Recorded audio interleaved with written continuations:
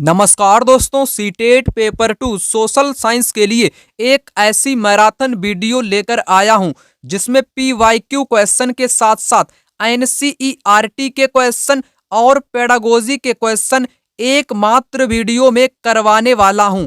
यह video CTET SST के लिए सर्वाधिक महत्वपूर्ण उपयोगी साबित होगी क्योंकि एकमात्र वीडियो में हिस्ट्री, ज्योग्राफी, पॉलिटी, पेडागोजी के क्वेश्चन के साथ साथ पीवाईक्यू के क्वेश्चन कराने वाला हूं। यहाँ पर पहला क्वेश्चन आ चुका है। कहता है कि लोकसभा के प्रत्येक सत्र का प्रथम घंटा किससे शुरू होता है। यहाँ पर करेक्ट आंसर होगा प्रश्नकाल। लोकसभा का जो प्रत्येक सत्र का प्रथम घंटा होता है वो प्रश्नकाल से ही आरंभ होता है। चलिए यहाँ पर बात करेंगे क्वेश्चन नंबर सेकेंड की। अटलांटिक महासागर में अनेक पोताश्रय एवं पतन हैं क्योंकि दोस्तों अटलांटिक महासागर की तटरेखा अधिक दंतुरित है, इसीलिए यहाँ पर अनेक पोताश्रय एवं पतन पाए जाते हैं। क्यों पाए जाते हैं? क्योंकि इसकी तटरेखा दंतुरित है। दंतुरित का मतलब होता है दांतेदार। क्या मतलब होता है? दांतेदार। इसकी तटरेखा होने के कारण यहाँ पर अनेक प्राकृतिक पोताश्रय एवं पतन पाए जाते हैं। सबसे पहले आप लोगों को यहाँ पर बताना चाहूंगा अटलांटिक महासागर की तटरेखा। ये किसकी तटरेखा है? ये रही अटलांटिक महासागर की तटरेखा, जो कि दंतुरित तटरेखा यहाँ पर आप देख सकते हो। दंतुरित का मतलब क्या होता है? दांतेदार। इसकी जो तटरेखा है ये आप देख सकते हो, टेढ़ी मेढ़ी रेखा बनी हुई है, इसी को बोलते हैं दंतुरित। जिस प्रकार हमारे दांतों के बीच में ऊपर नीचे वाला गैप होता है उसी को क्या बोलते हैं? दांतेदार बोलते हैं। इसीलिए इसको दंतुरित तटरेखा के नाम से जानते हैं। यहाँ पर दंतुरित तटरेखा होने के कारण अनेक प्राकृतिक पोताश्रय क्या है? अनेक प्राकृतिक पोताश्रय हैं और अनेक प्राकृतिक यहाँ पर पतन पाए जाते हैं। आगे यहाँ पर बताया गया है अटलांटिक महासागर विश्व का दूसरा सबसे बड़ा महासागर है। यह अंग्रेजी भाषा के यस अक्षर के आकार का है। इसके पश्चिमी किनारों पर उत्तर एवं दक्षिण अमेरिका है तथा पूर्वी किनारों पर यूरोप एवं अफ्रीका है। अटलांटिक महासागर की तटरेखा बहुत अधिक दंतुरित है। यह अनियमित एवं दंतुरित तटरेखा प्राकृतिक पोताश्रयों एवं पत्तनों के लिए आदर्श स्थिति है। व्यापार की दृष्टि से यह सबसे व्यस्त महासागर है। यहाँ से कई क्वेश्चन पूछे जा चुके हैं। सबसे पहले आपको यहाँ पर पता होना चाहिए जो अटलांटिक महासागर है यह दुनिया का दूसरा सबसे बड़ा महासागर है और अंग्रेजी भाषा के यस अक्षर के आकार का है ना। और इसकी तटरेखा जो है वो कैसी है? दंतुरित है। मैंने आपको चित्र में भी दिखाया था। दंतुरित होने के कारण अनेक प्राकृतिक पोताश्रय एवं पतन यहाँ पर पाए जाते हैं और व्यापार की दृष्टि से यह सबसे व्यस्त महासागर की श्रेणी में आता है। चलिए क्वेश्चन नंबर 3 कहता है कि जब किसी व्यक्ति या समूह को किसी प्रतिरूप इमेज के साथ जोड़ दिया जाता है उसे कहा जाता है प्रताड़ित, मूर्ति, भेदभाव या रूढ़िवाद। इस क्वेश्चन का राइट आंसर होगा रूढ़िवाद। रूढ़िवाद जो धारणाएं होती हैं वो व्यक्तियों के अंदर क्या उत्पन्न करती है? भेदभाव को बढ़ावा देती है ना। भेदभाव को बढ़ावा देती हैं रूढ़िवाद धारणाएं। यहाँ पर करेक्ट आंसर क्या होगा? डी इस क्वेश्चन का राइट आंसर होगा। सीटेट एग्जाम के लिए एक ऐसी बेहतरीन किताब लेकर आया हूं जिसमें वर्ष 2011 से लेकर 2024 के सभी क्वेश्चन पेपर का सॉल्यूशन आपको मात्र एक किताब में मिलने वाला है। यह किताब दिशा पब्लिकेशंस की तरफ से आने वाली किताब है जो कि हिंदी व इंग्लिश दोनों मीडियम में उपलब्ध है। अगर आप लोग इस किताब को खरीदना चाहते हो तो लिंक आपको डिस्क्रिप्शन बॉक्स में मिल जाएगा, वहां से आप लोग इस किताब को खरीद सकते हो। यह किताब बिल्कुल सस्ते दामों पर आपको मिलने वाली है 40% डिस्काउंट के साथ। अगर आप लोग करन 5 कोड को यूज करते हो तो 10% एक्स्ट्रा आपको डिस्काउंट यहाँ पर मिलेगा। इस बुक के बारे में आपको यहाँ पर बताना चाहूंगा। इस बुक में वर्ष 2011 से लेकर के 2024 तक जितने भी सीटेट की परीक्षा में पेपर हुए हैं सभी पेपर आपको एकमात्र किताब में मिलने वाले हैं। इस बुक में सभी पार्ट के क्वेश्चन आपको मिलने वाले हैं। जैसे मैं आपको यहाँ पर बताना चाहूँ बाल विकास शिक्षा शास्त्र, सभी क्वेश्चन आपको यहाँ पर मिल जाएंगे। सभी क्वेश्चन का आंसर व्याख्या सहित हल मिलने वाला है जो कि आपके लिए यहाँ पर महत्वपूर्ण रहेगा। आप सभी लोगों को यह किताब खरीद लेनी है क्योंकि यह किताब सस्ते दाम यानी कि 40% डिस्काउंट के साथ मिल रही है। करण 5 कोड को यूज करोगे तो 10% एक्स्ट्रा छूट आपको मिलेगी। इस किताब का लिंक आपको डिस्क्रिप्शन बॉक्स में मिलेगा, वहां से आप लोग इस किताब को खरीद सकते हो। हिंदी व इंग्लिश दोनों भाषाओं में उपलब्ध है। पेपर सेकेंड के लिए भी बुक आपको यहाँ पर मिल जाएगी, लिंक डिस्क्रिप्शन बॉक्स में है, वहां से आप लोग खरीद सकते हो। यहाँ पर क्वेश्चन नंबर 5 कहता है कि निम्नलिखित में से कौन सा आखेटक खाद्य संग्राहक के एक स्थान से दूसरे स्थान की ओर घूमते रहने का कारण नहीं था। पहले यानी कि प्राचीन काल में लोग भोजन की तलाश में एक जगह से दूसरी जगह पर घूमते रहते थे, है ना। वही आपको यहाँ पर बताना है। एक स्थान पर रहने से संसाधनों में कमी हो जाती थी, बिल्कुल कमी हो जाती थी, क्योंकि ये लोग एक जगह के सभी संसाधनों को खत्म कर देते थे। उन जानवरों का पीछा करना जिनका वे शिकार करते थे, ये जानवरों का भी पीछा करते थे, इसलिए ये जगह एक जगह से दूसरी जगह पर जाया करते थे। ये भी बात सही है। संसाधनों के लिए अन्य आखेट खाद्य संग्राहक समूहों से संघर्ष करना, जल संसाधनों की खोज के लिए भी इन लोगों को एक स्थान से दूसरे स्थान पर जाना पड़ता था। यह भी करेक्ट है, आपको नहीं वाला बताना है, इसलिए यहाँ पर करेक्ट आंसर इस क्वेश्चन का सी विकल्प हो जाएगा, जो कि गलत दिया गया है ना। गलत वाला ही आपको बताना है, इसलिए सी विकल्प इस क्वेश्चन का राइट आंसर हो जाएगा। यहाँ पर दोस्तों सबसे पहले आप लोग समझिएगा, आखेट खाद्य संग्राहक समुदाय के लोग एक जगह से दूसरी जगह पर घूमते रहते थे। ऐसा करने के कई कारण हैं। पहला कारण, अगर वे एक ही जगह पर ज्यादा दिनों तक रहते थे तो आसपास के पौधों, फलों और जानवरों को खाकर समाप्त कर देते थे, इसलिए भोजन की तलाश में उन्हें दूसरी जगहों पर जाना पड़ता था। यानी कि जो शिकारी लोग हुआ करते थे, जो फल पौधों को इकट्ठा करने वाले लोग हुआ करते थे, वो अगर एक जगह पर रहेंगे तो वहां के फल फूल पौधों या जानवरों को खाकर समाप्त कर देंगे, इसलिए उनको दूसरी जगह पर जाना पड़ता था। दूसरा कारण क्या है, जानवर अपने शिकार के लिए या फिर हिरण और मवेशी अपना चारा ढूंढने के लिए एक जगह से दूसरी जगह पर जाया करते थे, इसलिए इन जानवर का शिकार करने वाले लोग भी इनके पीछे पीछे जाया करते थे।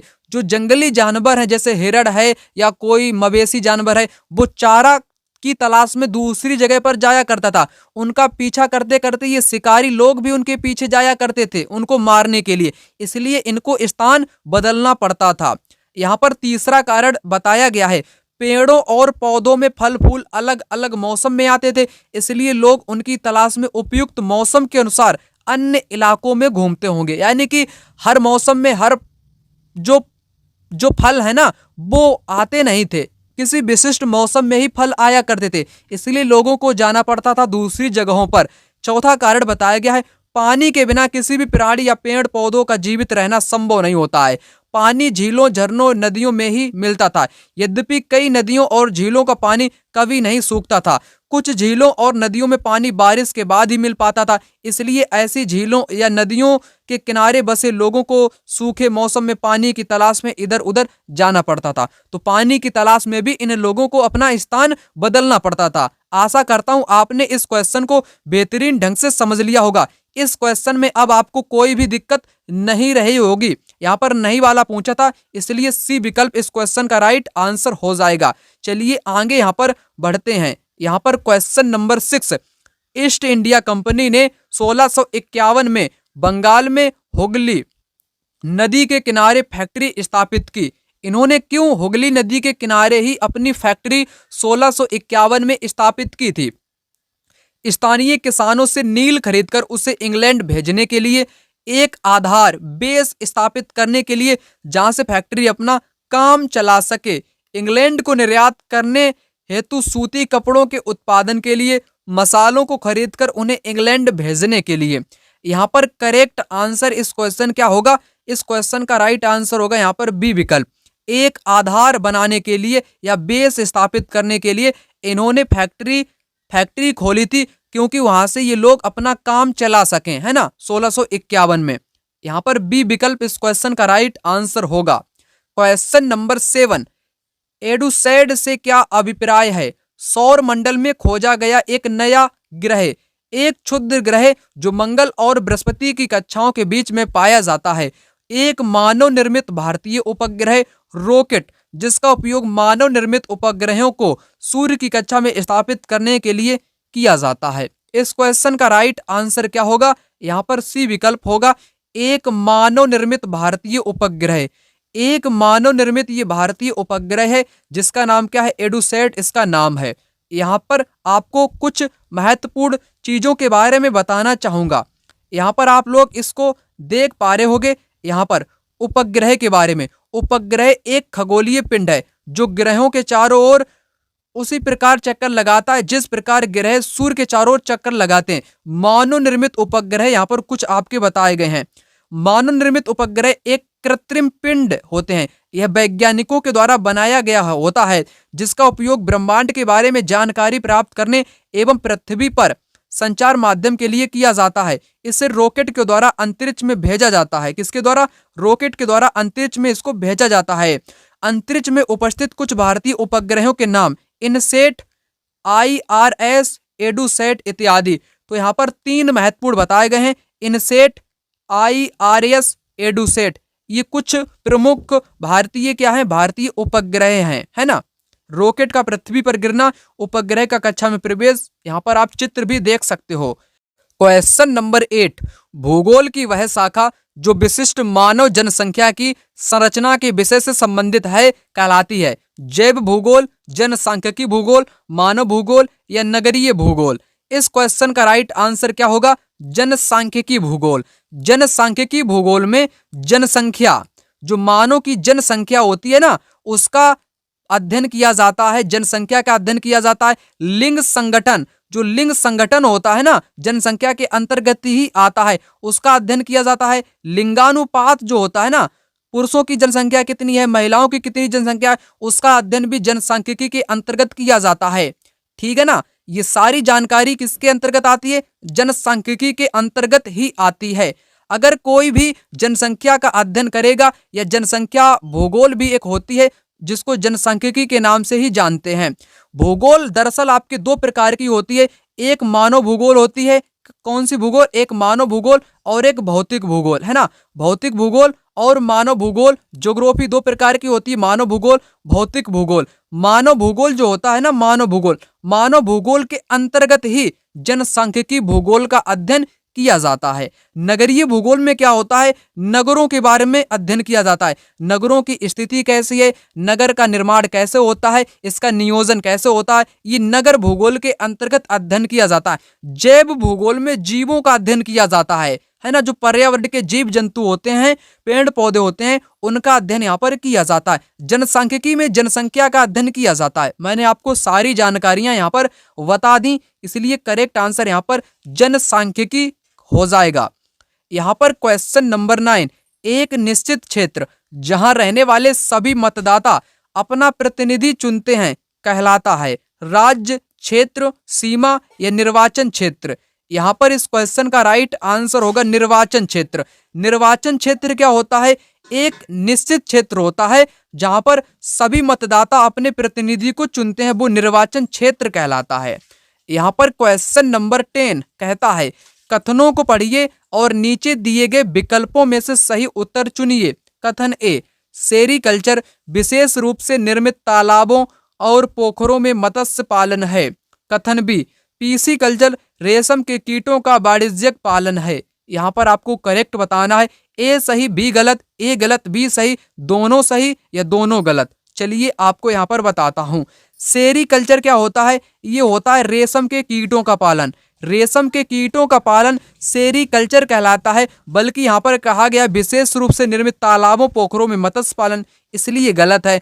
जो मत्स्य पालन होता है वो पीसी कल्चर कहलाता है, जबकि यहाँ पर कहा गया पीसी कल्चर रेशम के कीटों का वाणिज्यिक पालन है। ये दोनों ही यहाँ पर गलत हैं, यहाँ पर विपरीत कर दिए गए हैं। रेशम के कीटों का पालन किया जाता है सेरीकल्चर में, और पीसी कल्चर जो कि निर्मित तालाब और पोखर में मछली का पालन कहलाता है। यहाँ पर आपके दोनों ही गलत दिए गए हैं, इसलिए 4 विकल्प इस क्वेश्चन का राइट आंसर होगा।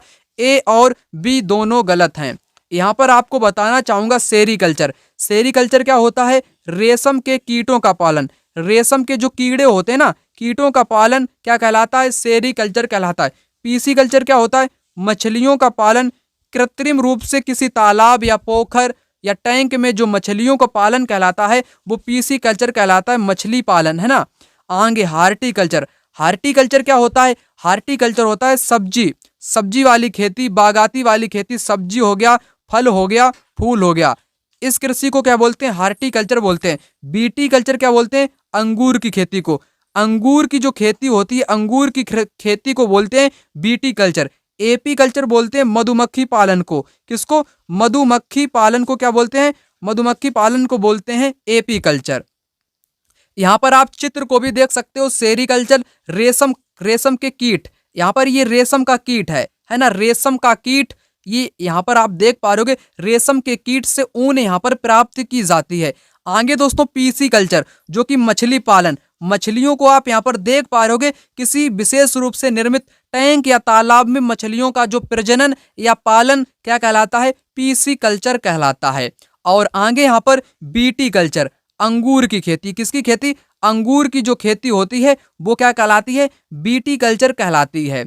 और आगे मैंने आपको बताया हार्टिकल्चर। हार्टिकल्चर में क्या होता है? फूल आपके उगाए जाते हैं, फूल हो गया, फल हो गया, सब्जी हो गई, है ना, खेती वाली जो हम लोग उपयोग करते हैं दैनिक जीवन में, है ना, फल फूल सब्जियां, इसको क्या बोलते हैं? हार्टिकल्चर बोलते हैं। और एपी कल्चर मैंने आपको बताया मधुमक्खी पालन। कौन सा पालन? मधुमक्खी पालन। आप लोग यहाँ पर देख भी पा रहे होगे, इसको बोलते हैं एपी कल्चर। क्वेश्चन नंबर 11 यहाँ पर कहता है कि जातीय समानता को प्रचारित करने के लिए निम्नलिखित में से किसने सत्यशोधक समाज की स्थापना की? इस क्वेश्चन का राइट आंसर होगा ज्योतिबा फूले। इन्होंने सत्यशोधक समाज की स्थापना की थी। कब? 1873 में। कब की थी? 1873 में सत्यशोधक समाज की स्थापना की थी। ज्योतिबा की एक पुस्तक जो एग्जाम में पूछी जाती है, उस पुस्तक का नाम क्या है? गुलामगिरी। गुलामगिरी इनके द्वारा लिखी गई पुस्तक है ना, गुलामगिरी, जो कि 1873 में ही लिखी गई थी। और 1873 में सत्यशोधक समाज की भी इन्होंने ही स्थापना की थी। ज्योतिबा फूले महाराष्ट्र से बिलोंग करते हैं, ये भी आपको पता होना चाहिए। अब मैं इन चारों के बारे में आपको बताऊंगा जिनसे एग्जाम में मिलान वाले भी क्वेश्चन पूछे जाते हैं, स्टेटमेंट वाले भी क्वेश्चन पूछे जाते हैं। किसने कौन सा आंदोलन शुरू किया वो भी क्वेश्चन एग्जाम में पूछा जाता है। सबसे पहले हरिदास, इनका पूरा नाम क्या है? हरिदास ठाकुर इनका पूरा नाम है। इन्होंने मतुआ आंदोलन को शुरू किया था। मतुआ एक आंदोलन का नाम है, मतुआ आंदोलन को इसने शुरू किया था। ज्योतिबा फूले के बारे में मैंने आपको बता ही दिया। घासीदास ने सतनामी आंदोलन को शुरू किया था। सतनामी आंदोलन को शुरू किया था। नारायण गुरु ने कौन सा नारा दिया था? इनका नारा बहुत फेमस है, एग्जाम में पूछा भी जाता है। एक ईश्वर, है ना, एक ईश्वर, एक धर्म और एक जाति का नारा किसने दिया था? एक धर्म, एक ईश्वर, एक जाति का नारा नारायण गुरु ने दिया था। सबसे पहले आपको बताना चाहूं हरिदास, जिन्होंने मतुआ आंदोलन की स्थापना की। घासीदास ने चमड़े का काम करने वाले लोगों के साथ काम किया और सतनामी आंदोलन की स्थापना कर दी, ठीक है ना। उसके बाद नारायण गुरु ने नारा दिया था एक ईश्वर, एक जाति, एक धर्म के बारे में। इन चारों के बारे में मैंने आपको यहाँ पर बता दिया। चलिए क्वेश्चन नंबर 12 यहाँ पर कहता है कि भारतीय बहुलतावादी समाज में सामाजिक विज्ञान की पाठ्य पुस्तकों को बहुसंख्यक की राय को प्रदर्शित करना चाहिए, विवादास्पद मुद्दों से बचना चाहिए, सरकार के विचारों को प्रदर्शित करना चाहिए, सभी धर्मों और सामाजिक समूहों को शामिल करना और उनका प्रतिनिधित्व करना चाहिए। इस क्वेश्चन का राइट आंसर क्या होगा? डी विकल्प हो जाएगा। भारतीय बहुलतावादी समाज, बहुलतावादी का मतलब इसमें सभी धर्म आ जाएंगे, सभी मुद्दे आ जाएंगे, सामाजिक के सारे समूह आ जाते हैं बहुलतावादी समाज में। तो सामाजिक विज्ञान की पाठ्य पुस्तक को सभी धर्मों और सामाजिक समूहों को शामिल करना और उनका प्रतिनिधित्व करना चाहिए। डी विकल्प इस क्वेश्चन का राइट आंसर हो जाएगा। क्वेश्चन नंबर 13 यहाँ पर कहता है एथेनियन लोकतंत्र की निम्नलिखित में से कौन सी एक विशेषता नहीं है? आपको यहाँ पर नहीं वाला बताना है। कई पदों पर नियुक्तियां लॉटरी के माध्यम से की जाती थीं। 30 वर्ष से अधिक आयु के उन सभी पुरुषों और महिलाओं को पूर्ण नागरिकता प्राप्त थी जो दास नहीं थे। सभी नागरिकों को सेना व नौसेना में अपनी सेवाएं देनी होती थी। मामलों के निर्णयों के लिए आयोजित की गई सभाओं में सभी नागरिक उपस्थित होते थे। सबसे पहले आपको बताऊंगा एथेनियन लोकतंत्र की विशेषता। यहाँ पर आप लोग देख पा रहे होंगे एथेंस जो कि यूनानी शहर राज्य में एथेनियन लोकतंत्र की 6ठी शताब्दी ईसा पूर्व में के आसपास विकसित हुआ था, जिसमें एथेंस शहर और एटिका के आसपास के क्षेत्र शामिल थे। एथेनियन लोकतंत्र दुनिया का पहला ज्ञात लोकतंत्र है। पहला बिंदु यहाँ पर क्या है, एथेनियन लोकतंत्र है, ये दुनिया का पहला ज्ञात लोकतंत्र है। एथेनियन लोकतंत्र में सभी नागरिकों को मतदान का अधिकार प्राप्त है, सभी नागरिकों को सभाओं में भाग लेना था, है ना, ये मैंने आपको बताया। इस प्रणाली में सभी नागरिक जिनकी आयु 18 वर्ष से अधिक थी लोकतांत्रिक प्रक्रिया में भाग ले सकते थे। विभिन्न नौकरी पदों के लिए लॉटरी के माध्यम से पद बनाए गए थे। इस प्रणाली में नागरिकों से सेना और नौसेना में सेवा देने की अपेक्षा की जाती थी। प्रत्यक्ष लोकतंत्र की यूनानी प्रणाली आधुनिक लोकतंत्र को जन्म देने में महत्वपूर्ण भूमिका निभाती है। अब आपको यहाँ पर करेक्ट आंसर बताना है। इस क्वेश्चन का आंसर आपको नहीं वाला बताना, यानी कि गलत वाला बताना है। तो गलत वाला आपका कौन सा होगा? गलत वाला आपका यहाँ पर हो जाएगा बी विकल्प। यहाँ पर क्या है, 30 वर्ष से अधिक आयु, नहीं 18 वर्ष मैंने अभी आपको यहाँ पर बताई है, इसलिए ये वाला गलत होगा। 3 यहाँ पर आपके राइट दिए गए हैं एथेनियन लोकतंत्र के बारे में, ठीक है ना। करेक्ट आंसर आपका कौन सा होगा? बी विकल्प यहाँ पर होगा। क्वेश्चन नंबर यहाँ पर आ चुका है, अभिलेखागार वह स्थान है जहां ऐतिहासिक पांडुलिपियों तथा दस्तावेजों को रखा जाता है। खुदाई में पाई जाने वाली पशुओं और पक्षियों की हड्डी को रखा जाता है। पुरातत्वज्ञों द्वारा प्राप्त किए गए पत्थर और ईंटों की बनी इमारतों के अवशेष को रखा जाता है। खुदाई में पाई गई मूर्तियों को रखा जाता है। जो अभिलेखागार होता है उसमें ऐतिहासिक पांडुलिपियों तथा डॉक्यूमेंट दस्तावेजों को रखा जाता है। इस क्वेश्चन का आंसर फर्स्ट विकल्प यहाँ पर होगा, पहला वाला ऑप्शन यहाँ पर होगा। क्वेश्चन नंबर 15 यहाँ पर है, बिग बियर एक उदाहरण है आकाश गंगा का, नक्षत्र मंडल का, तारा का या गैलेक्सी का। यहाँ पर करेक्ट आंसर क्या होगा? नक्षत्र मंडल।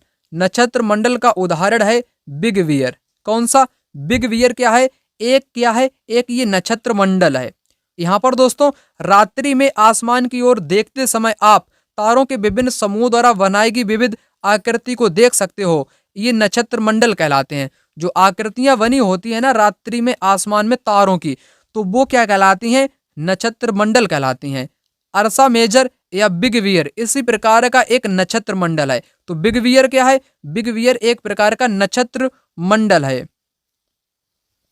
यहाँ पर क्वेश्चन नंबर 15 कहता है कि दृष्टिबाधित शिक्षार्थियों के साथ कार्य करते समय एक सामाजिक विज्ञान शिक्षक को किस प्रकार से शिक्षण अधिगम प्रक्रिया में अनुकूलन करना चाहिए?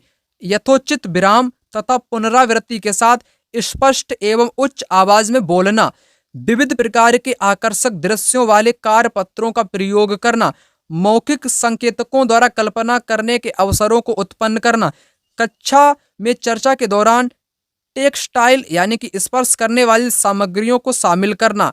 इस क्वेश्चन का आंसर बिल्कुल आसान होगा, क्योंकि दोस्तों यहाँ से पूछा है दृष्टिबाधित छात्र। छात्र कैसे हैं? दृष्टिबाधित हैं, उन बच्चों को दिखाई नहीं देता है ना। तब एक सामाजिक विज्ञान के शिक्षक या शिक्षिका को क्या करना चाहिए? तो उसको यथोचित विराम तथा पुनरावृत्ति के साथ स्पष्ट एवं उच्च आवाज में बोलना चाहिए। ये करेक्ट होगा, है ना। यहाँ पर ए वाला बिल्कुल करेक्ट होगा। पहला ऑप्शन यहाँ पर कटेगा, डी वाला भी कटेगा। विविध प्रकार के आकर्षक दृश्यों वाले कारपत्रों, आकर्षक बच्चे तो देख ही नहीं पाएंगे कैसा क्या दृश्य है, क्योंकि बच्चे यहाँ पर दृष्टि बाधित हैं, इसलिए बी यहाँ पर आपका गलत होगा। बी वाला भी यहाँ पर गलत हो जाएगा, है ना। मौखिक संकेतकों द्वारा कल्पना करने के अवसर को उत्पन्न करना करेक्ट होगा। छूने या स्पर्श करने वाली सामग्री को यहाँ पर शामिल करना चाहिए, ये भी करेक्ट होगा। तो ए सी डी इस क्वेश्चन का राइट आंसर होगा। ए सी डी यानी कि सी विकल्प यहाँ पर करेक्ट होगा। ए सी डी, बी यहाँ पर आपका गलत हो जाएगा। चलिए आगे बात करेंगे। क्वेश्चन नंबर 16, भारत की सर्वोच्च कानून निर्माण संस्था है। कानून कौन बनाती है? कानून बनाती है संसद। कौन बनाती है? कानून का निर्माण करती है संसद। करेक्ट आंसर क्या होगा? संसद। क्वेश्चन नंबर 17, दादन व्यवस्था पुटिंग आउट सिस्टम के अंतर्गत बुनकर और सौदागर के बीच निम्नलिखित में से व्यापार का कौन सा रूप है? ये क्वेश्चन एग्जाम में हर बार पूछा जाता है, दादन व्यवस्था वाला, है ना। इसमें क्या होता है, जो सौदागर होता है यानी कि जो व्यापारी लोग होते हैं ना, वो क्या करते हैं, कच्चे माल को बुनकर को दे देते हैं। बुनकर को क्या करते हैं, बुनकर को कच्चा माल दे देते हैं, कपास दे देते हैं, सूत दे देते हैं, और उनसे कहते हैं कि आपको मैं धन दूंगा, रुपए दूंगा, इसके बदले में आप लोग कपड़े को तैयार कर दो, है ना।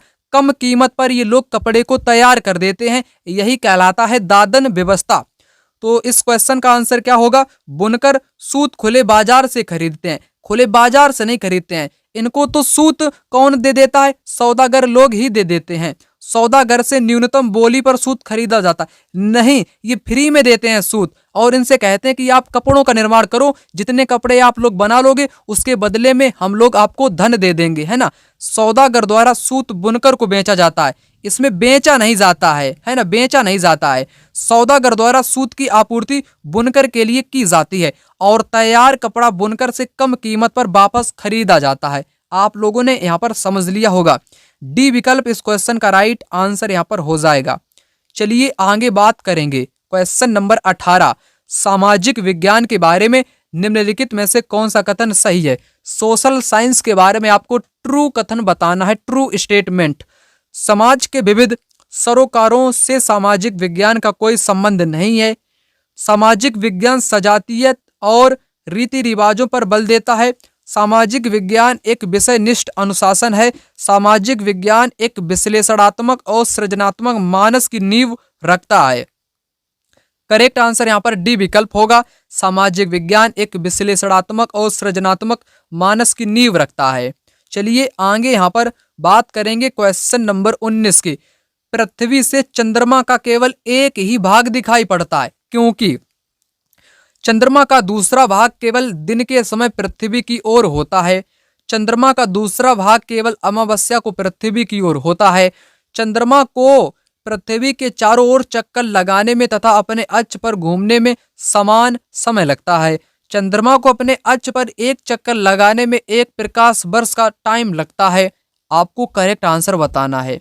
यहाँ पर करेक्ट आंसर आपका सी विकल्प होगा।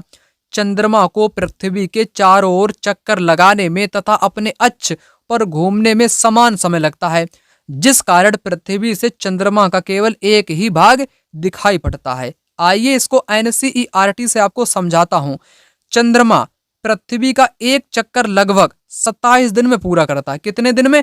27 दिन में पूरा एक चक्कर करता है पृथ्वी का, चंद्रमा, है ना। चंद्रमा पृथ्वी का एक चक्कर कितने दिन में? 27 दिन में करता है। लगभग इतने ही समय में यह अपने अक्ष पर भी एक चक्कर पूरा करता है।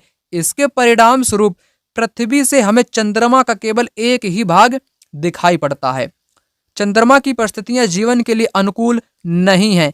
इसकी सतह पर पर्वत, मैदान, गड्ढे हैं जो चंद्रमा की सतह पर छाया बनाते हैं। पूर्णिमा के दिन चंद्रमा पर इनकी छाया को देखा जा सकता है। तो चंद्रमा का केवल एक ही भाग हम लोगों को दिखाई पड़ता है, क्योंकि टाइम जो लगता है चक्कर लगाने में 27 दिन और अक्ष में चक्कर लगाने में, दोनों टाइम एक समान होने के कारण एक ही भाग दिखाई पड़ता है। और चंद्रमा पर पर्वत भी हैं, मैदान भी हैं और गड्ढे भी पाए जाते हैं। क्वेश्चन नंबर 20, निम्नलिखित में से किस विदुषी ने स्त्री और पुरुष के बीच सामाजिक अंतरों की आलोचना पर आधारित पुस्तक स्त्री पुरुष तुलना का लेखन किया है? ये मैंने आपको पहले भी बताया था। क्या बताया था? ताराबाई शिंदे के बारे में मैंने आपको बताया था। ताराबाई शिंदे ने स्त्री पुरुष तुलना नामक पुस्तक की रचना करी। स्त्री पुरुष तुलना नामक पुस्तक की रचना किसने की? ताराबाई शिंदे ने की, जिसमें स्त्रियों की आलोचना, पुरुषों की आलोचना की गई है, उनके सामाजिक अंतरों की आलोचना की गई है ना। यहाँ पर पहला विकल्प इस क्वेश्चन का राइट आंसर होगा। यहाँ पर दोस्तों पंडिता रमाबाई, इनको पंडिता की उपाधि दी गई क्योंकि इनको संस्कृत बहुत अच्छी आती थी। ये संस्कृत की विदुषी होने के कारण इनको पंडिता की उपाधि दे दी गई थी, है ना। इनको पंडिता की उपाधि दे दी गई थी। ये भी एग्जाम में पूछा जाता है।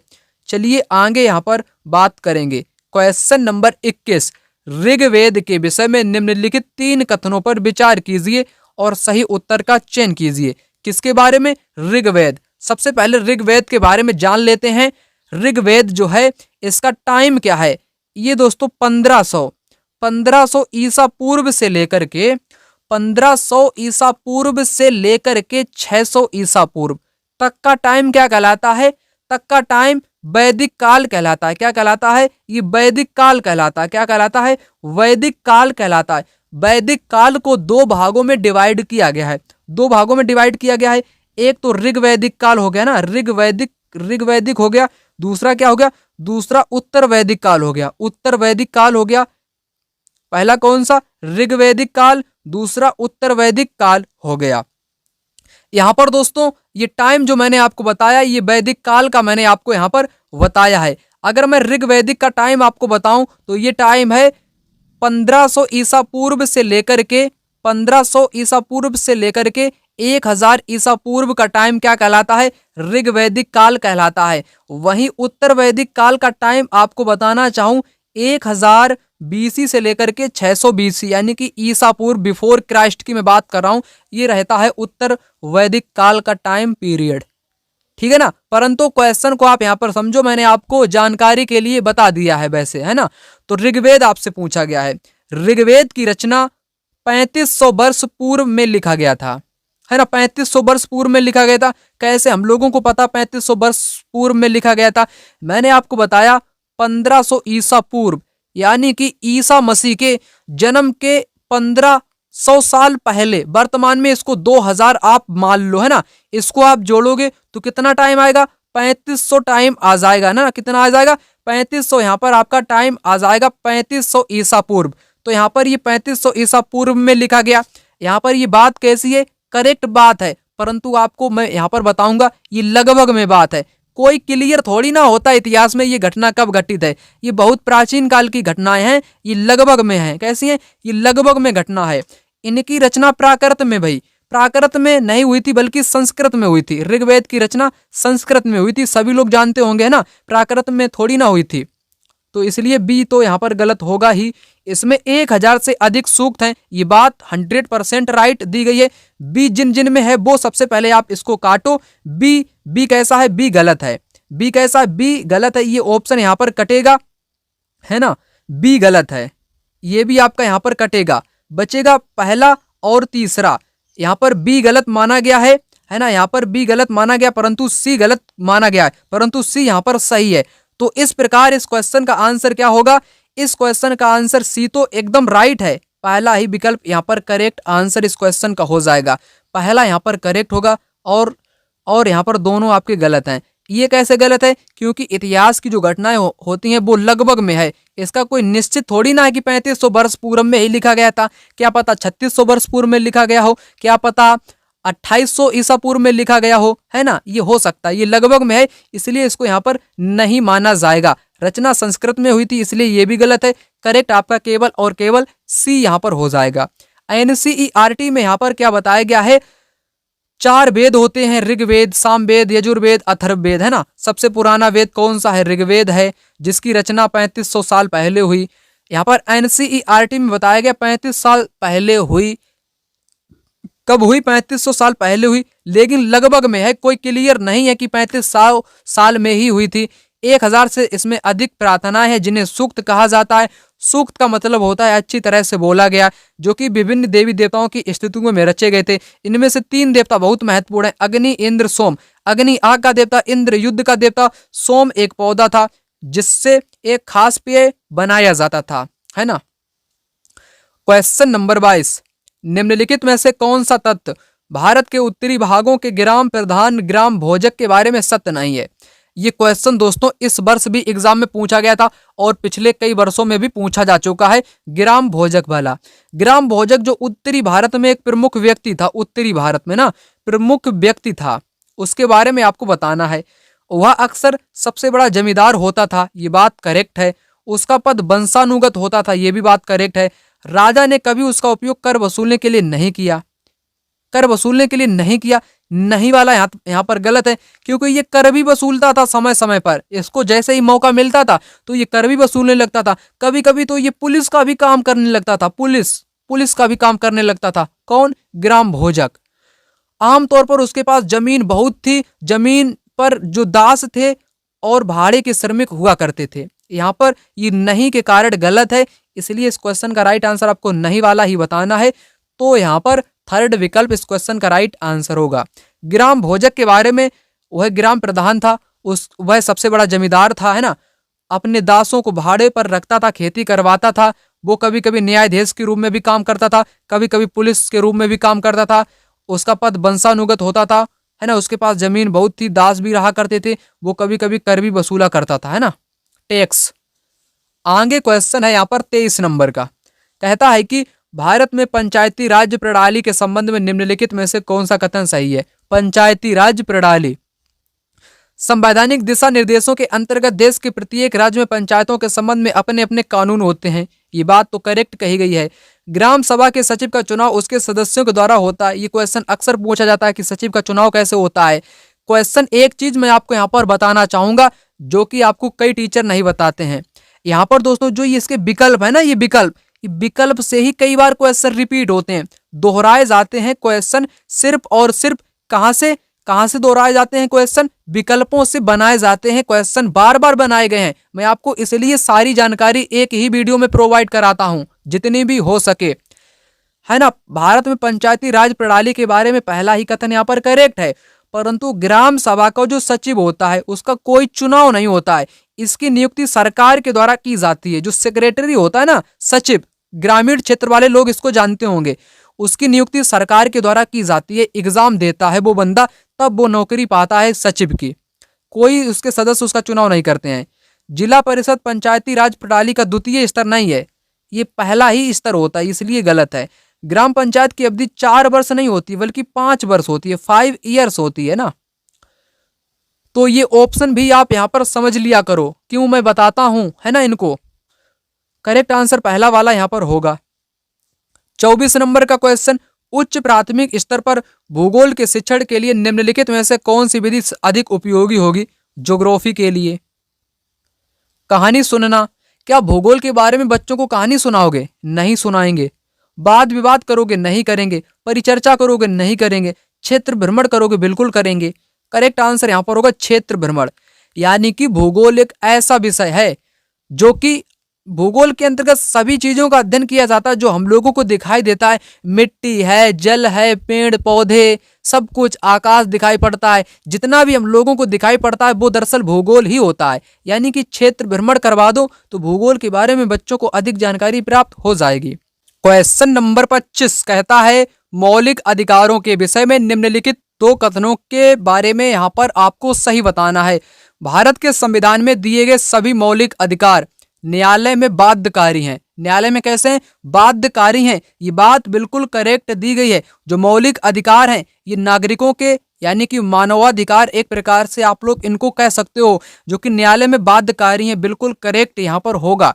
शोषण के विरुद्ध अधिकार नागरिक को उच्च स्तर के न्यायालय में जाने की अनुमति प्रदान करता है यदि वह समझता है कि निचले स्तर के न्यायालय द्वारा दिया गया निर्णय अन्यायपूर्ण है। तो वो कहां पर जा सकता है? उच्च न्यायालय के पास जा सकता है। यहाँ पर ये दोनों ही आपके करेक्ट दिए गए हैं। दोनों यहाँ पर कैसे हो जाएंगे? दोनों यहाँ पर सही हो जाएंगे। क्वेश्चन नंबर 26, फौजदारी कानून के अंतर्गत मामले के निवारण के बारे में निम्नलिखित में से कौन सा कथन सही है? फौजदारी आखिर क्या होता है? फौजदारी का मतलब होता है आपराधिक मामले। आपराधिक जो मामले होते हैं ना, अपराध वाले, जैसे हत्या करना, रेप करना, मर्डर करना, मारपीट करना, किसी को लूट लेना, ये क्या है? ये आपराधिक मामले होते हैं, क्रिमिनल वाले मामले, क्राइम लॉ, है ना, जिसको फौजदारी बोलते हैं, है ना। तो यहाँ पर आप कह लो कि अपराध के मामले के अंतर्गत निवारण के बारे में हम लोगों को यहाँ पर कौन सा कथन सही है वो बताना है।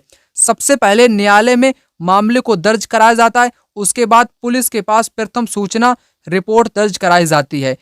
सबसे पहले पुलिस के पास प्रथम सूचना रिपोर्ट दर्ज कराई जाती है और इसके बाद केवल प्रभावित पक्ष की ओर से संबंधित न्यायालय में याचिका दायर करनी होती है। सबसे पहले पुलिस के पास प्रथम रिपोर्ट FIR दर्ज कराई जाती है, इसके बाद ही अदालत के मामलों यहाँ पर क्या लिखा हुआ है? मामला दर्ज किया जाता है। प्रथम सूचना रिपोर्ट दर्ज नहीं कराई जाती है। यहाँ पर करेक्ट आंसर क्या होगा? यहाँ पर करेक्ट आंसर इस क्वेश्चन को होगा, सबसे पहले पुलिस के पास इसकी सूचना यानी कि रिपोर्ट FIR दर्ज कराई जाती है। सबसे पहले पुलिस के पास दर्ज कराई जाती है, इसके बाद ही अदालत में मामला दर्ज कराया जाता है ना। क्वेश्चन नंबर 27, सामाजिक विज्ञान के अध्ययन के संदर्भ में निम्नलिखित में से कौन से कथन सही हैं? समस्याओं के क्रमबद्ध विश्लेषण करने में मदद करता है। विद्यार्थी बड़े होंगे और अपने आप जानकारी ढूंढ लेंगे। समझने की अपेक्षा विषय की विस्तृत जानकारी पर बल देना चाहिए। दी गई जानकारी के साथ संवेदनशीलता और जिज्ञासा पैदा करना। ऐसे क्वेश्चन आप लोग कैसे करोगे? इस प्रकार के क्वेश्चन में आप लोगों को गलत वाला स्टेटमेंट ढूंढना है, गलत वाला, है ना।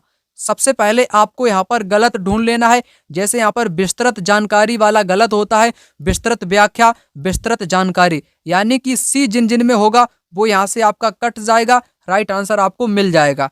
फिर उसके बाद विद्यार्थी बड़े होंगे और अपने आप जानकारी ढूंढ लेंगे। तो विद्यार्थी जब अपने आप ही जानकारी ढूंढ लेंगे तब शिक्षक की क्या भूमिका होगी? कुछ नहीं होगी। तो इसलिए यहाँ पर गलत हो जाएगा, बी वाला भी यहाँ पर गलत होगा, ठीक है ना। राइट कौन सा होगा? ए और डी यहाँ पर राइट आंसर हो जाएंगे इस क्वेश्चन के पहला और डी वाला, ए और डी।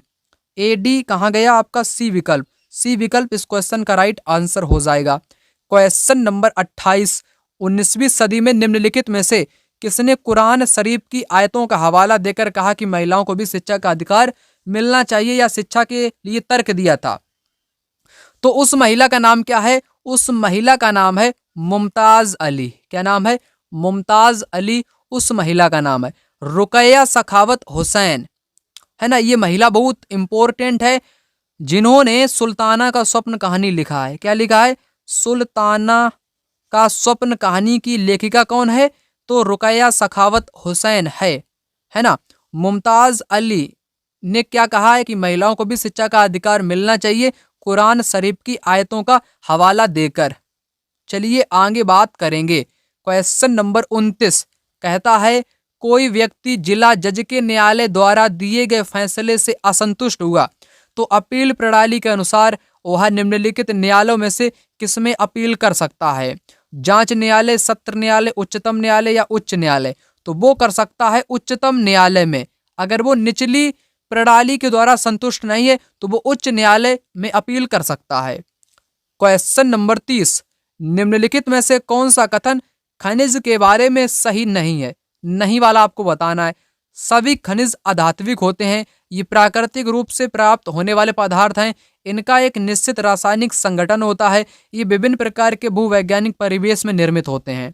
इस क्वेश्चन का राइट आंसर होगा सभी खनिज अधात्विक होते हैं। ये गलत है। कैसा है? गलत है।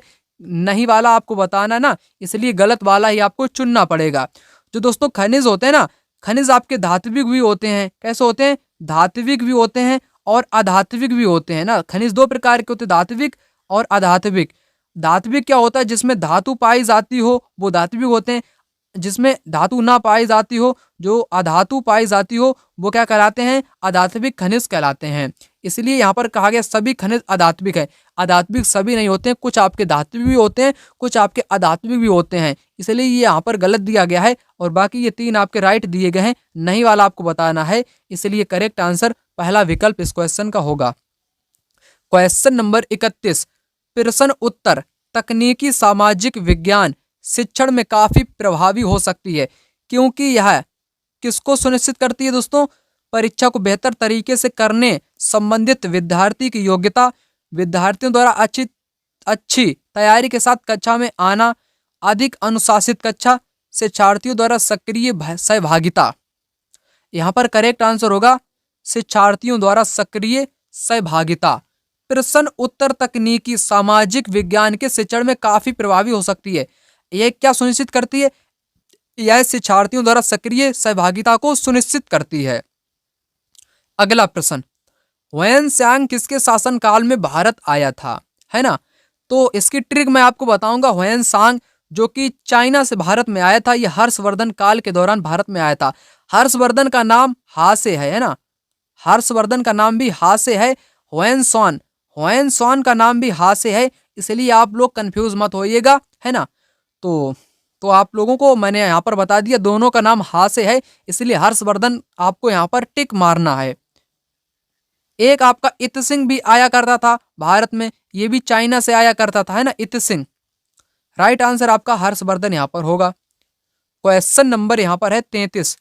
संसद के प्रश्नकाल सत्र के संबंध में पहले और दूसरे कथनों पर विचार कीजिए और सही उत्तर का चयन कीजिए। संसद सरकार के कामकाज के बारे में जानकारी प्राप्त कर सकती है। बिल्कुल कर सकती है, सही है। यह एक ऐसी व्यवस्था है जिसमें कार्यकारिणी विधायिका को नियंत्रित करती है। क्या बोला गया है? कार्यकारिणी यानी कि कार्यपालिका जो होती है, कार्यपालिका क्या होती है? कार्यपालिका विधायिका, विधायिका का मतलब संसद, संसद को नियंत्रित करती है। कार्यपालिका किसको नियंत्रित करती है? संसद को नियंत्रित करती है। यहाँ पर आपका विकल्प कौन सा दोस्तों राइट आंसर होगा? यहाँ पर आपके दोनों ही कैसे हो जाएंगे? दोनों ही यहाँ पर आपके बिल्कुल गलत नहीं होंगे। एक गलत होगा और एक यहाँ पर सही होगा। पहला तो यहाँ पर सही है, दूसरा गलत है। कैसे गलत है दोस्तों? जो कार्यपालिका होती है, कार्यपालिका विधायिका को नियंत्रित करती है। कार्यपालिका विधायिका को नियंत्रित नहीं करती है, बल्कि जो संसद होती है ये सर्वोच्च मानी गई है। संसद कानून का निर्माण करती है ना, इसलिए ये नियंत्रित, कार्यपालिका नियंत्रित नहीं करती है संसद को, कार्यपालिका विधायिका को नियंत्रित नहीं करती है। यहाँ पर ये गलत दिया गया है। पहला यहाँ पर राइट होगा, दूसरा यहाँ पर गलत होगा। थर्ड विकल्प इस क्वेश्चन का राइट आंसर यहाँ पर हो जाएगा। कौन सा? थर्ड वाला यहाँ पर राइट आंसर इस क्वेश्चन का हो जाएगा। अगला प्रश्न यहाँ पर आ चुका है, कहता है कि वायुमंडलीय परतों में से कौन सी परत रेडियो प्रसारण में सहायता करती है? क्षोभ मंडल, मध्य मंडल, बाह्य मंडल या समताप मंडल? क्वेश्चन बड़ा ही इंपॉर्टेंट है। एक या दो क्वेश्चन यहाँ से इस बार भी बन सकते हैं, तो जितने भी बनेंगे वो सारे मैं आपको यहीं पर बता देता हूँ, है ना। रेडियो प्रसारण में सहायता कौन सी परत करती है? तो ये करती है बाह्य मंडल। बाह्य मंडल जिसको आयन मंडल बोलते हैं। क्या बोलते हैं? आयन मंडल के नाम से इसी को ही जानते हैं। सबसे पहले आपको बताना चाहूंगा क्षोभ मंडल के बारे में। क्षोभ मंडल में क्या होता है? मौसम की जितनी भी घटनाएं होती हैं, आंधी, तूफान, ओला, बारिश, ये सारी की सारी क्षोभ मंडल में होती हैं, है ना। क्षोभ मंडल में होती हैं, जिसकी ऊंचाई 8 किलोमीटर से लेकर 15 किलोमीटर के बीच तक पाई जाती है। कहीं कहीं पर 19-20 किलोमीटर भी आपको मिल जाएगा। मध्य मंडल, मध्य मंडल में क्या होता है? उल्का पिंड आने पर जल जाता है। उल्का पिंड आने पर जल जाता है। कहाँ पर? मध्य मंडल में जल जाता है। बाह्य मंडल मैंने आपको बताया, जो कि राइट आंसर इस क्वेश्चन का होगा। समताप मंडल, समताप मंडल को ओजोन मंडल भी बोलते हैं। क्या बोलते हैं? ओजोन मंडल के नाम से भी जानते हैं। इसमें ओजोन लेयर पाई जाती है, जो कि ग्रीन हाउस गैसों से हमारी सुरक्षा करती है ना। और समताप मंडल में हवाई जहाज उड़ाने वाली आदर्श स्थितियां भी पाई जाती हैं। इसमें मौसम वाली कोई घटना घटित नहीं होती है, इसलिए इसमें हवाई जहाज उड़ते हैं। ये इतनी ही जानकारियां एग्जाम में बार बार पूछी जाती हैं। और एक सबसे अंतिम परत होती है बाह्य वायुमंडल। बाह्य वायुमंडल एक परत होती है ना, जिसमें क्या होता है? इसमें तरल अवस्था में गैसें पाई जाती हैं। तरल अवस्था में गैसें पाई जाती है, हाइड्रोजन, हीलियम, है ना, तमाम प्रकार की। तो ये जानकारी मैंने आपको बता दी। Question number 35। मध्यकालीन असम में पाइक निम्नलिखित में से क्या थे? पाइक, पाइक दोस्तों क्या थे? पानी लाने वाले थे, अनिवार्य सेना के सदस्य थे, बलात मजदूर थे, बागान में काम करने वाले मजदूर थे। तो जो पाइक थे असम में ना, ये बलात मजदूर, बलात का मतलब इनको क्या किया गया था? इनको मजबूर किया गया था मजदूरी करने के लिए। मजबूर किया गया था मजदूरी करने के लिए, इसीलिए इनको बलात मजदूर बोलते हैं असम में पाइक। ठीक है, चलिए आगे बात करेंगे। निम्नलिखित में से कौन सा संगठन उपनिषद में आस्था रखता है? रामकृष्ण मिशन, सत्यशोधक समाज, सेवा समाज, ब्रह्म समाज? जो दोस्तों ब्रह्म समाज है, ये उपनिषद में आस्था रखता है, ब्रह्म समाज। चलिए आगे बढ़ते हैं। यहाँ पर क्वेश्चन कहता है हमारी व्यवस्था में संसद को बहुत अधिक अधिकार प्राप्त है क्योंकि इसे कानून बनाने की शक्ति प्राप्त है। बिल्कुल प्राप्त है, ये भी हो सकता है यहाँ पर। इसे न्यायपालिका को नजरअंदाज करने की शक्ति प्राप्त है। ये जनता का प्रतिनिधित्व करती है। संसद में सभी शक्तियां निहित हैं या प्रदान है। यहाँ पर करेक्ट आंसर होगा, यह जनता का प्रतिनिधित्व करती है, जनता का प्रतिनिधित्व करती है, इसलिए संसद को बहुत अधिक अधिकार प्राप्त हैं। चलिए आगे यहाँ पर बात करेंगे क्वेश्चन नंबर 39 की। यहाँ पर कहता है कि निम्नलिखित में से कौन सी विशेषता बौद्ध और जैन दोनों धर्मों में है? दोनों धर्मों में कौन सी विशेषता है? मुक्ति पाने के लिए मनुष्य को अपने वस्त्रों सहित सब कुछ त्यागना चाहिए। अधिक पाने की निरंतर इच्छा को मध्य मार्ग अपनाकर समाप्त किया जा सकता है। केवल वही सच्चा ज्ञान प्राप्त कर सकता है जो घर त्याग देते हैं। इन दोनों धर्मों को मुक्ता व्यापारियों का समर्थन प्राप्त था। तो दोस्तों यहाँ पर करेक्ट आंसर सिर्फ और सिर्फ सी विकल्प होगा। चाहे मैं बौद्ध धर्म की बात करूं चाहे जैन धर्म की बात करूं, दोनों ही धर्मों में एक विशेषता सामने उभर कर आई थी। वो विशेषता थी केवल वही सच्चा ज्ञान प्राप्त कर सकता है जो घर त्याग दे, जो घर छोड़ दे, जो साधु सन्यासी बन जाए, वही क्या कर सकता है? ज्ञान प्राप्त कर सकता है। वही सच्चा ज्ञान प्राप्त कर सकता है जो घर त्याग दे। ये दोनों धर्मों में कहा गया था, जैन में भी और बौद्ध में भी कहा गया था। इसलिए थर्ड विकल्प इस क्वेश्चन का राइट आंसर होगा। व्यापारियों का समर्थन किसको प्राप्त था? जैन को, है ना। जैन धर्मों के लोगों को व्यापारियों का समर्थन प्रदान मतलब कि प्राप्त था। चलिए आगे यहाँ पर NCERT में बताया गया है, अधिकांश व्यक्तियों के लिए ऐसे कड़े नियमों का पालन करना बहुत कठिन था, फिर भी हजारों व्यक्तियों ने इस नई जीवन शैली को अपनाने और सीखने के लिए अपने घरों को छोड़ दिया। कई अपने घरों पर ही रहे और भिक्खु भिक्खुड़ी बने रहे, लोगों को भोजन प्रदान करने की सहायता करते रहे, है ना। तो घर छोड़ने की एक परंपरा थी, है ना। घर सभी को छोड़ना पड़ता, गृह त्याग, घर का त्याग करना पड़ता था दोनों धर्मों के लोगों को। मुक्ता व्यापारियों ने जैन धर्म का समर्थन किया। ये क्वेश्चन यहाँ से पूछा भी गया है कि जैन धर्म का समर्थन किसने किया था? तो व्यापारियों ने किया था। किसानों के लिए इन नियमों का अत्यंत कठिन था क्योंकि फसल के लिए रक्षा के लिए उन्हें कीड़े मकोड़ों को मारना पड़ता था। बाद की सदियों में जैन धर्म उत्तर भारत के कई हिस्सों के साथ साथ गुजरात, तमिलनाडु, कर्नाटक में भी फैल गया। महावीर तथा उनके अनुयायियों की शिक्षाएं कई शताब्दियों तक मौखिक रूप से होती रहीं। वर्तमान रूप में उपलब्ध जैन धर्म की शिक्षाएं लगभग 1500 वर्ष पूर्व गुजरात में वल्लभी नामक स्थान पर लिखी गई थी। 1500 वर्ष पहले वल्लभी गुजरात के स्थान में लिखी गई थी। आगे क्वेश्चन है यहाँ पर, जनसंख्या घनत्व से क्या अभिप्राय है? जनसंख्या घनत्व से किसी क्षेत्र विशेष में रहने वाले लोगों की संख्या, एक निश्चित अवधि के दौरान लोगों की संख्या, भूपृष्ठ पर लोग फैले हैं उनका वितरण या स्वरूप। पृथ्वी के पृष्ठ के एक इकाई क्षेत्र में रहने वाले लोगों की संख्या को क्या बोलते हैं? जनसंख्या घनत्व बोलते हैं। जनसंख्या घनत्व की परिभाषा यहाँ पर डी विकल्प में दी गई है। पृथ्वी के पृष्ठ के एक इकाई क्षेत्र में रहने वाले लोगों की संख्या को जनसंख्या घनत्व कहते हैं। इस वीडियो को लाइक करना मत भूलिएगा, लाइक करिएगा, कमेंट बॉक्स में कमेंट भी कर दीजिएगा। नए हो तो चैनल को अभी सब्सक्राइब कर लेना। मिलते हैं दूसरी वीडियो में, तब तक के लिए जय हिंद, वंदे मातरम।